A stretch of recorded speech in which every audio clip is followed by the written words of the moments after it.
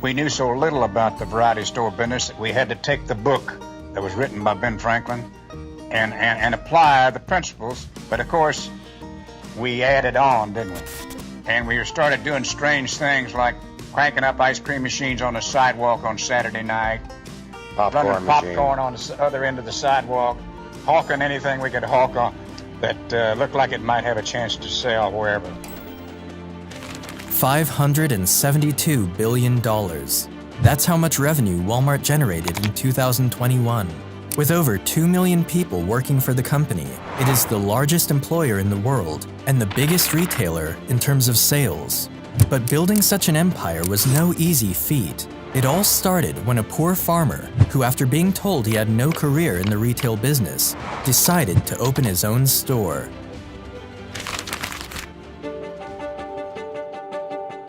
Sam Walton was born on the 28th of March, 1918, in Kingfisher, Oklahoma. His father, Thomas Walton, was a farmer, but the farm wasn't generating enough money to provide for his family. Because of this, the family traveled around the country looking for greener pastures, moving from one state to another until they finally settled in Columbia, Missouri. Around this time, Sam had become a teenager. He helped the family by working a variety of small jobs and watched how his father survived by turning a small profit on each business deal he made. He also watched his mother start up a fairly successful milk business that involved him milking cows and delivering the milk to customers in the neighborhood after his football practice. His parents taught him the value of hard work and also just how much work it took to make a single dollar. But things weren't great at home for Sam. His father, Thomas, was almost never with the family, as he was always on the road trying to make extra money where he could. Because of this, Thomas's relationship with his wife worsened every year. In fact, in his autobiography, Sam described his parents as the two most quarrelsome people to ever live together. To escape the troubles at home, Sam engaged himself in sports, joined the Boy Scouts, and took several leadership roles that kept him busy. Sam graduated from David H. Hickman High School in 1935 and decided to attend the University of Missouri to take his first steps into the business world. While in school, he worked many odd jobs to support himself, including delivering newspapers and waiting tables in exchange for meals. Upon his graduation in the spring of 1940, Sam would get his first taste of the retail industry. He got himself a job as a sales trainee at JCPenney, which back then was just a small shop in Des Moines, Iowa. His starting pay was $75 a week, but this job did not go smoothly for Sam, and he was seen as one of JCPenney's worst employees. One thing counting against him was that his bookkeeping was terrible because he hated making his customers wait while he fussed with paperwork. As a matter of fact, Sam's boss threatened to fire him at one point, and even told him that he had no career in the retail business. The only thing that saved Walton was his gift for salesmanship, which earned him an extra $25 a month in sales commissions. When the Second World War reached America in 1941, Walton was eager to play a role in it. He quit his job the following year and joined the U.S. Army. The Army recognized Sam's natural leadership skills and selected him to become a member of the military's intelligence corps, where he rose to the position of captain. The military stationed Sam in Oklahoma in April of 1942, where he met his future wife, Helen, and after a short period of dating, they got married on Valentine's Day in 1943.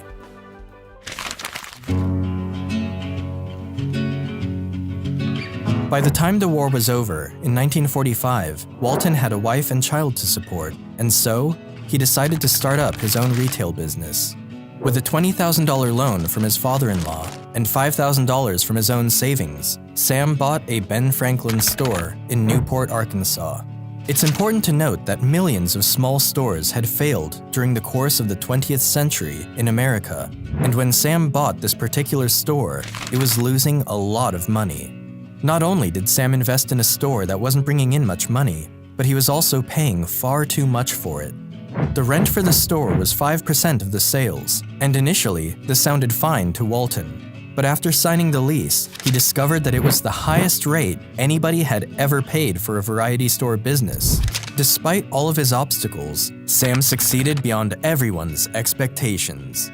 He studied all the typical rules of retail and then broke the ones he thought didn't make sense, which for him was nearly all of them. When Sam bought the Ben Franklin store, he was required to buy all his goods from company outlets, but he knew he could find cheaper merchandise elsewhere. So he found a clause in his contract that allowed him to buy his merchandise from somewhere else, and then he would reduce the cost of his goods way below what other shops were selling them for.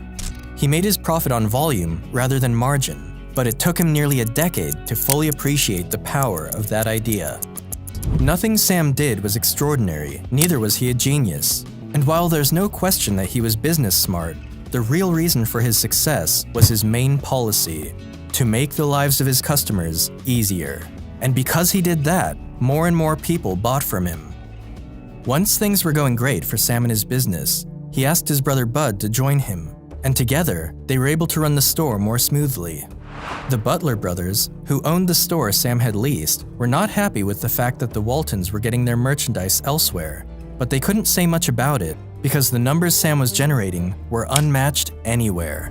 His sales had increased by more than 45%, reaching $105,000 in his first full year of ownership. The following year, the number increased again to $140,000, and by the third year, his sales increased by another 25%, reaching $175,000. After only 3 years in the business, Sam was able to repay the $20,000 loan his father-in-law gave him in full. And 2 years later, Sam had become the leading variety store owner in Arkansas, and likely in the neighboring states as well. But the truth is, it wouldn't matter anyway, because the business was destined to fail.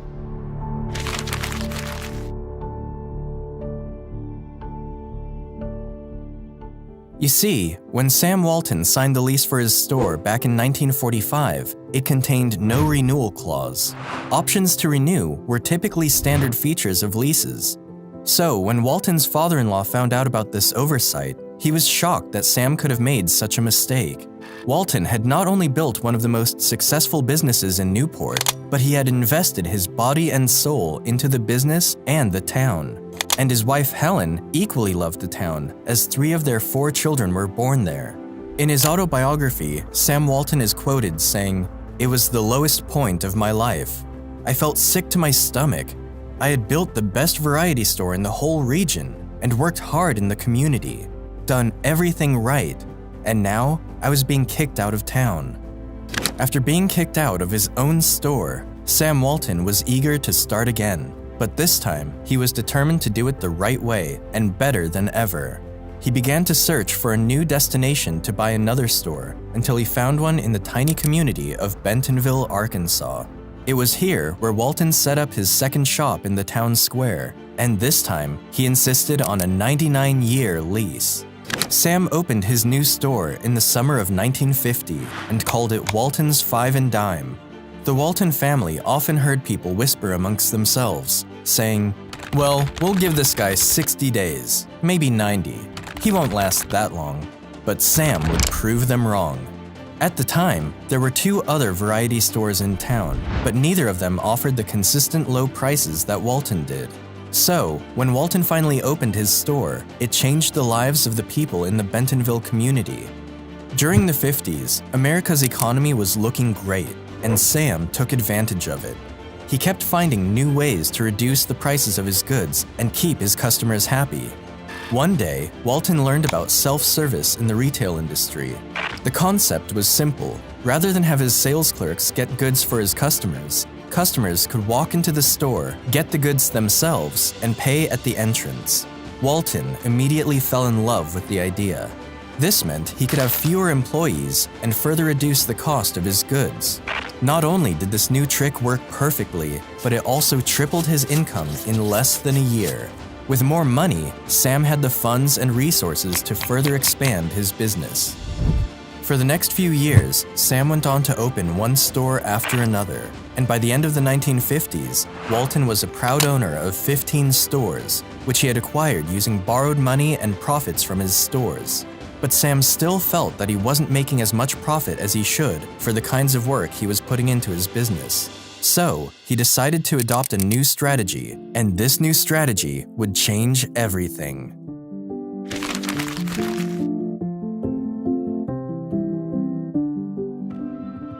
We exist to provide value to our customers, which means that in addition to quality and service, we have to save them money. Walton's idea was to build big stores that discounted everything they stocked and to place them in small towns. By dramatically slashing his prices, he would undercut his competitors and make up the difference in price through a higher volume of sales. This idea was already being practiced across the country, but the difference was that the discount stores tended to be small and were located in the cities, and most of them only offered discounts for specific items, not their entire stock. It was risky, and he needed a lot of money to make it work. Sam initially approached the company that franchised Ben Franklin stores with his idea, but they refused to back him, especially because his idea meant that they would have to cut their standard wholesale margin in half to accommodate the low prices he wanted to charge. With nowhere else to go, Walton decided to take a big gamble. He mortgaged his home, borrowed a whole lot of money, and opened his first Walmart store in Rogers, Arkansas in 1962. Customers were thrilled that they didn't have to travel all the way to the city to get discount prices on goods. They flocked to Walmart stores in droves, and the company's sales rose tremendously. In those years, Sam kept learning from his competitors and developed new ways to further reduce the prices of his goods.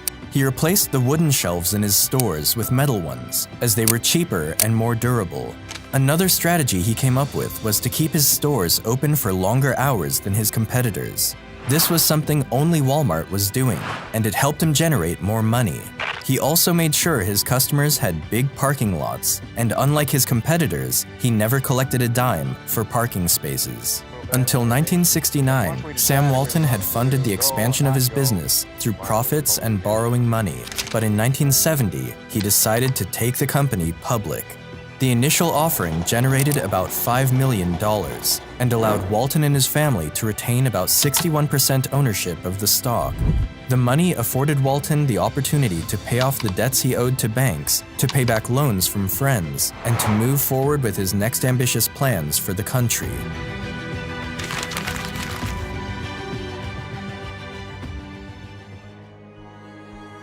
Between 1970 and 1971, Walmart added 6 more stores, followed by another 13 stores in each of the next 2 years, then 14, and then 26. By the end of 1980, Walmart had a total of 276 stores, and from then on, they were opening about 100 stores per year. Sam believed that the rapid growth of Walmart didn't just come down to their low costs that attracted customers, but was also due to the work of his close associates. Sam made his associates partners and made sure that they benefited from cash bonuses and stock options, and this gave them a chance to take part in the growth of his business. Walton also made sure that his stores were close to warehouses in order to permit one-day delivery of goods, while also minimizing advertisement costs. Another innovation was the decision to buy directly from manufacturers rather than through wholesalers, which allowed him to lower his prices even more. By the end of the 1970s, Walton had built his store into the fastest-growing and most influential force in the retail industry. Things were going so great for the company that one investor who bought $1,650 worth of Walmart shares in 1970 saw his shares rise over $700,000 by 1987. In 1983, Walton made another terrific business move. He launched the first of his Sam's Wholesale Clubs, which were aimed at small business owners and others who wished to buy goods in bulk. Once again, Walton had struck gold, and by 1990, Walmart had more than 1,000 stores and 150,000 employees working for the company. But Sam had his fair share of people and groups who disliked him and his retail business. He has often been criticized for competing with small retailers and putting them out of business.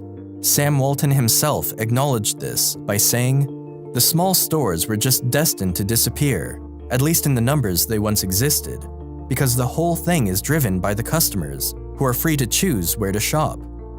Sam Walton died on the 5th of April, 1992. He was 74 years old, and at the time of his death, Walmart had annual revenues exceeding $104 billion. Today, Walmart has grown to over 10,500 stores and generates well over $500 billion in revenue per year. That's all for today. Hope you enjoyed the video, and don't forget to like and subscribe. Until then, I'll see you next time.